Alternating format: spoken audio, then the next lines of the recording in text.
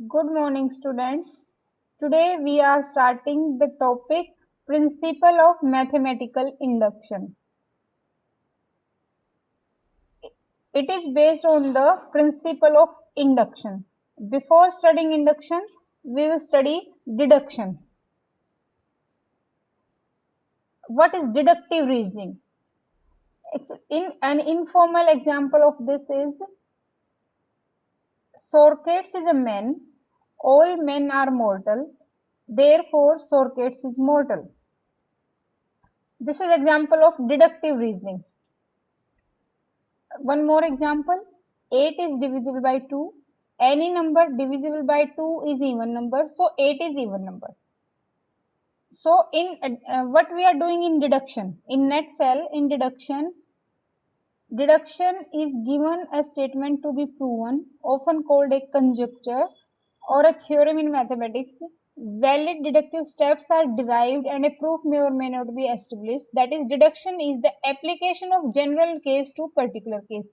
Deduction में आप क्या कर रहे हो डिडक्टिव रीजनिंग में कि आपको एक जेनरिक इंफॉर्मेशन है कि ऑल मेन आर मॉर्टल और सोरकेट्स इज ए मैन, तो आपने बोल दिया सोरकेट्स इज मॉर्टल।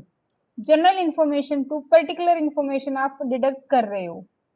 इंडक्शन क्या होता है, इसके बिल्कुल कॉन्ट्रास्ट होता है, ऑपोजिट होता है। वहां पे आप स्पेसिफिक केसेस को स्टडी करके और जनरल कंक्लूजन पे पहुंचते हो।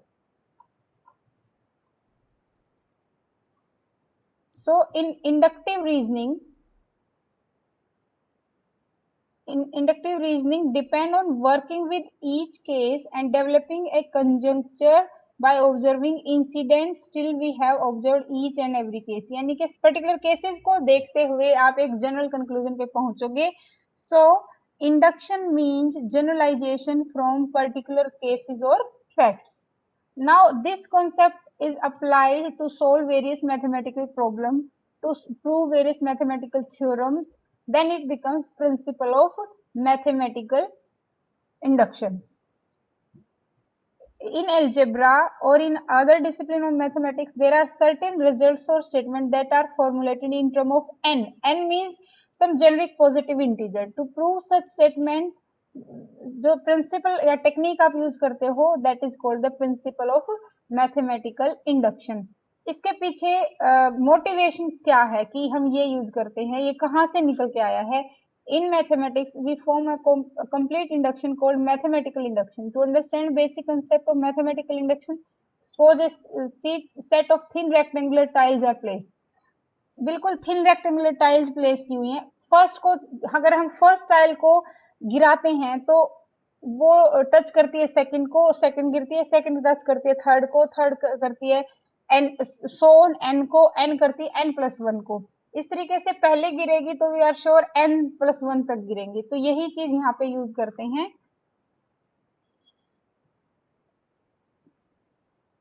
this is the same concept which is used in principle of mathematical induction. इसमें क्या होता है कि अगर आपकी ये एक बात कह रहे हैं कि first tile falls, in that case its successor will necessary fall, यानी कि successor means the next tile, जो tile है उससे अगली tile definitely fall करेगी। तो हम set of n natural numbers हैं, उसमें पहले 1 के लिए मानते हैं कि हमारी स्टेटमेंट ट्रू है, फिर हम उसे n के नहीं 1 के लिए प्रूव करते हैं, फिर n के लिए मानते हैं कि ट्रू है और फिर n+1 के लिए उसको प्रूव करते हैं।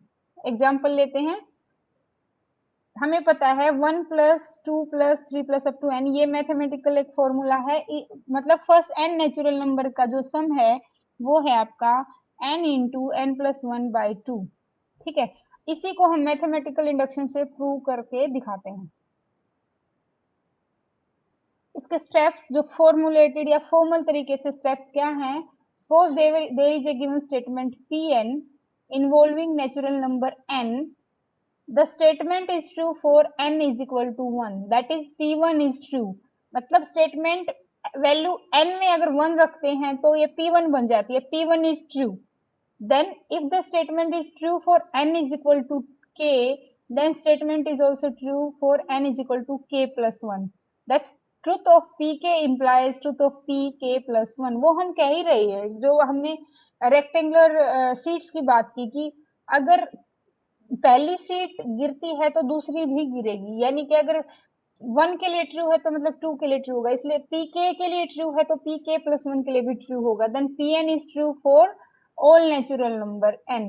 दो चीजें इसमें हमें प्रूव करनी है, क्या कि पहले तो ये कि स्टेटमेंट हमारी n इज इक्वल टू 1 के लिए ट्रू है, फिर हम मान के चलते हैं कि pk के लिए ट्रू है, और उससे हम ड्राइव करते हैं कि pk प्लस 1 के लिए ट्रू है, तो फिर सब के लिए ट्रू हो गया, राइट।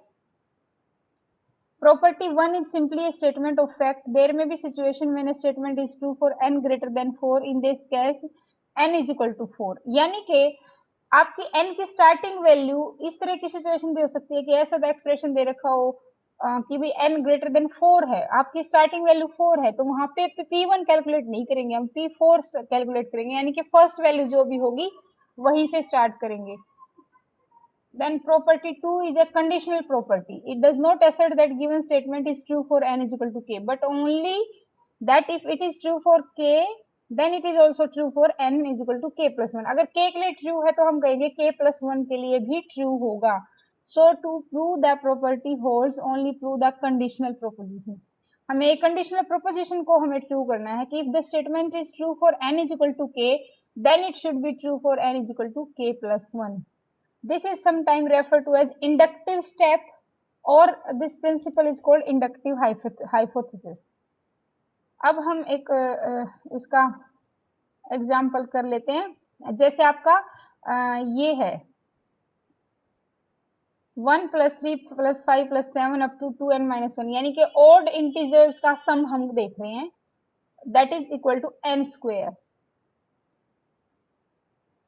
तो वन अगर है, 1 का स्क्वायर है 1, और 1 प्लस 3 करें अगर हम, तो हमारे कितने इंटीजर्स हैं, 2 हैं, तो 2 का स्क्वायर 4 हुआ, 1 3 5, 3 इंटीजर हैं, 3 का स्क्वायर हमारा 9 हुआ। इस तरीके से ये पैटर्न है। तो now we will true pn is true for all, हमें ये प्रूव करना है। फर्स्ट स्टेप इज p1 को देखना है, p1 n की वैल्यू हमने, p1 का मतलब है कि इधर तो हमारा ये 1 आ गया, और n की वैल्यू 1 रखी तो 1 का स्क्वायर 1 आ गया, तो ये ट्रू है 1 के लिए। Next step is inductive step, उसमें हम कहेंगे कि pk के लिए ट्रू है, p के जगह k तक इसको चलाते हैं और ये इस तरीके से हम वैल्यू रखते हैं। नाउ ये हमने k के लिए कहा कि k के लिए ट्रू है, अब हमें ये प्रूव करना है कि pk प्लस 1 के लिए भी ट्रू है। तो k प्लस 1 के लिए हम क्या करेंगे, 1 3 5 7, ये k वैल्यू है, यहाँ k तक है, यहाँ पे k की जगह k प्लस 1 रखा, तो 2 इंटू k प्लस 1 माइनस 1, और इधर k स्क्वेयर है, यहाँ पे हमें क्या रखना है, k की वैल्यू k प्लस 1 रखना है, तो k प्लस 1 का स्क्वेयर ये रखना है।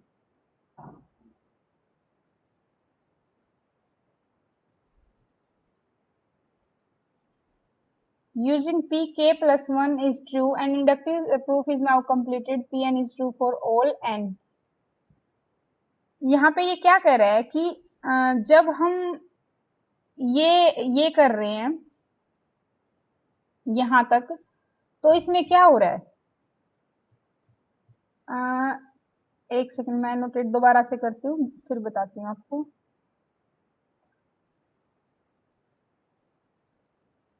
यहाँ पे क्या किया हमने, ये हमने कहा कि ये ट्रू है, इतना क्या है, 1 plus 3 plus 5 7 up to 2k minus 1, इसकी वैल्यू ये k स्क्वेयर है, हम ये कह रहे हैं, ठीक है।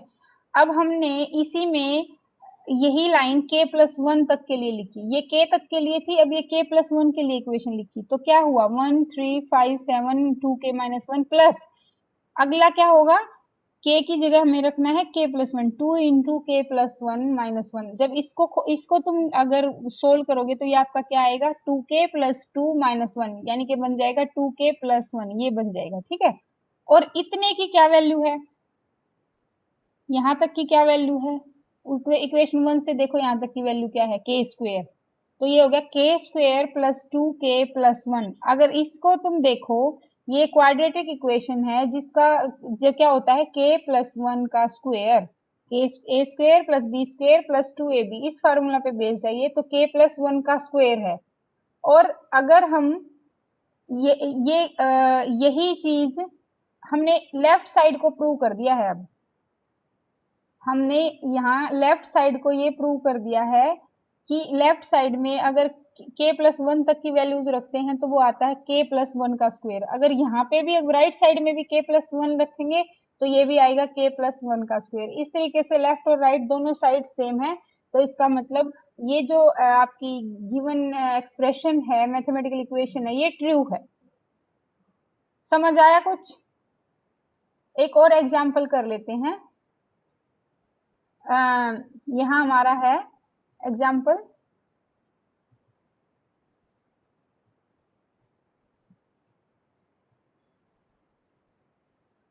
For all n greater than और इक्वल टू 1, यानी कि n की फर्स्ट वैल्यू 1 रहेगी। Prove that 1 square plus 2 square plus 3 square up to n square is equal to n into n plus 1 into 2n plus 1 by 6।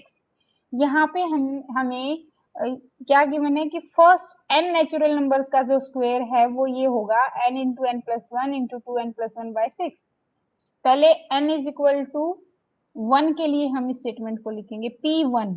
हमने यहाँ 1 लिया तो 1 term में 1 का स्क्वायर यानी कि 1 आया, और यहाँ पे हमने राइट साइड में भी 1 रखा, n की वैल्यू 1 रखी। अब n की वैल्यू 1 रखी तो आप देखोगे कि 1 into 1 plus 2 plus 2 into 1 plus 1 by 6, 1 into 2 into 3 6, ये भी 1 आ गया। तो for n is equal to 1, ये जो हमारी इक्वेशन है ये ट्रू है। अब हमें एज्यूम करना है कि this is true for P के।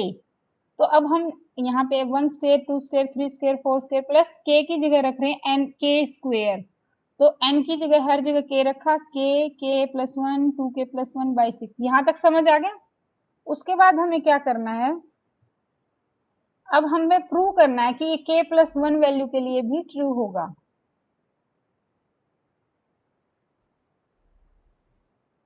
नाउ pk+1 करना है, pk+1 करना है तो 1 square 2 square 3 square k square plus k+1 square. अब ये k+1 स्क्वायर है, इसमें से इतने की वैल्यू हमें पता है क्या है, इसकी वैल्यू क्या है, ये है k into k+1 into 2k+1 by 6 plus k+1 square है। अब हमने पूरे का एलसीएम लिया तो ये आ गया k+1 2k+1 into 6 into k+1। जब इस पूरे को हम सोल्व करेंगे, अब स्टेप बाय स्टेप हमें ये k+1 का फॉर्मूला लगाएंगे। नहीं, इस दो, अब क्या किया, इन दोनों में से अब ये दो टर्म्स हैं, आप देखोगे यहाँ पे एक तो ये है k+1 इस टर्म में है पूरा, और दूसरी टर्म है ये, इसमें भी k+1 है। तो दोनों में से k+1 बाहर कॉमन ले लिया, अंदर बचा 2k इन प्लस 1 इंटू के। अंदर बचा पहली टर्म में 2k प्लस 1 इंटू के। तो जब हम इसे खोलेंगे तो ये क्या बनेगा हमारा 2k स्क्वायर प्लस के, ये बचेगा आपका। और अब इसी दूसरे वाले में से क्या बचा, k+1 बाहर लिया तो 6 इंटू k+1, तो वो बनेगा 6k प्लस 6। अब इस पूरे को सम करेंगे तो आपका आएगा 2k square plus 7k plus 6, ये वाली टर्म। इसको जब मैथमेटिकली तुम इसका फर्दर फैक्टराइज करोगे, 6 दूनी 12, 4 3k और 4k, ऐसे आपके फैक्टर बनेंगे 2k square plus 3k plus 4k plus 6। तो जब आप इसको खोलोगे, इसके फैक्टराइजेशन करोगे तो ये आपका आएगा, एक तो आएगा k+2 और दूसरा आएगा 2k प्लस 3। इसकी जब फैक्टराइजेशन करोगे तो जो k+2 आएगा उसको आप लिख लोगे k+1 प्लस 1, और 2k प्लस 3 आएगा उसको आप लिखोगे 2 इंटू k+1 प्लस 1, इस तरीके से लिखोगे। अब आप देखोगे कि ये क्या है, ये है कि अगर आप राइट साइड में k+1 रखो तो ये वैल्यू जाएंगी k+1 k+1+1 2 इंटू k+1+1/6, यानी कि जो आपने लेफ्ट साइड से शुरू किया और वो राइट के इक्विवेलेंट आपकी आ गई है, इसका मतलब this is true for P k+1। P के लिए आपने माना और पी k+1 के लिए ट्रू है, यही तो हमारा इसका कॉन्सेप्ट है इंडक्टिव रीजनिंग का। तो इसका मतलब प्रिंसिपल ऑफ मैथमेटिकल इंडक्शन की हेल्प से आपने पी एन ट्रू है ये चीज प्रूव कर दी है, right. We can take one more example, prove that 2n square, sorry, prove that 2 raised to power n greater than n for all positive integer n। For all positive integer means 1 से हमारी value n start होएगी, इसका मतलब p पहला case हमारा p of 1 का होगा। p of 1 क्या है, 2 raise to power 1, 2 raise to power 1 कितना हुआ, 2 हुआ, और n में वैल्यू 1 रखेंगे 1 हुआ, 2 ग्रेटर देन 1, यानी कि this inequality is true for p is equal to 1। Now we will consider it true for pk, means हम मान रहे हैं कि ये ट्रू है, 2 raise to power k greater than k, we have assumed that this is true। Now we are supposed to prove that it is true for k+1, means हमें ये prove करना है कि 2 raise to power k+1, sorry, k+1 is greater than k+1, this we have to prove, and to support this we have this equation, this one। Now what we will be doing, left side में value रखो k+1, means it is 2 k+1, right.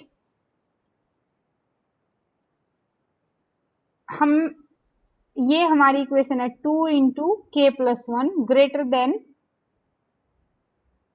2k। इससे पहले आप हमें कुछ करना है, इससे पहले क्या करना है वो मैं अभी फिर से एनोटेट करती हूँ, इसको हटा के बताती हूँ। हमारी ये इक्वेशन हम मान रहे हैं कि ये इनइक्वालिटी हम मान रहे हैं कि ट्रू है for n is equal to k। दोनों साइड से इसको 2 से मल्टीप्लाई कर दिया, इधर भी 2 से मल्टीप्लाई कर दिया, इधर भी। Now it will become 2 into 2k greater than 2k। Now 2 into 2k क्या हुआ, आपकी जब मल्टीप्लीकेशन सेम बेस है और मल्टीप्लीकेशन में है तो पावर ऐड हो जाती हैं, यहाँ पे 2 की पावर k है और 2 की पावर 1 है, तो 2 की पावर बन गई k+1 ग्रेटर देन 2k। हम 2k को क्या लिख सकते हैं, k+k which is greater than k+1। k+k का मतलब क्या है कि k तो है ही, और k+k जो है आपका ये हमेशा ही k+1 से ज्यादा रहेगा, इसलिए 2 raised to power k+1 is greater than k+1, means we have proved it for k+1।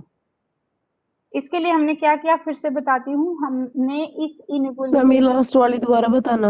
हाँ जी अभी बता रही हूँ, हमने बोथ ये is it true for 2k greater than k, ये हमने एज्यूम किया है, यू अंडरस्टैंड दैट, ये हमने एज्यूम किया है कि ये k के लिए ट्रू है इनइक्वालिटी, 1 के लिए हमने प्रूव करके दिखाया है और हमने k के लिए इसे कंसिडर किया है, ये इनइक्वालिटी ट्रू है, हम ये एज्यूम कर रहे हैं। नाउ हम इसको, अगर हम k+1 वैल्यू रखें तो हमें क्या प्रूव करना है, हमें ये प्रूव करना है 2k+1 is greater than k+1, हमें ये प्रूव करना है। हम एक चीज और, 1 जो है 1 तो फर्स्ट केस था, k उससे बड़ा ही ले रहे हैं कुछ ना कुछ, ठीक है, तो ये चीज भी कंफर्म है कि k 1 से बड़ा है, राइट। अब हमें ये चीज प्रूव करनी है यूजिंग दिस वन। इसके लिए अब हम क्या करते हैं, इसी को यूज करते हुए इसके दोनों साइड 2 से मल्टीप्लाई कर दे, इधर भी 2 से मल्टीप्लाई किया, इधर भी 2 से मल्टीप्लाई किया, तो ये बन गया 2 into 2 raise to power k greater than 2k।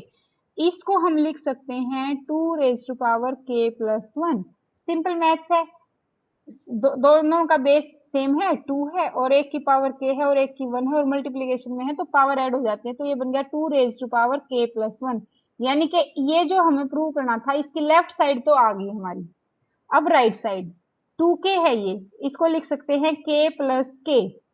ठीक है, क्या हम ये कह सकते हैं k plus k is greater than k plus 1?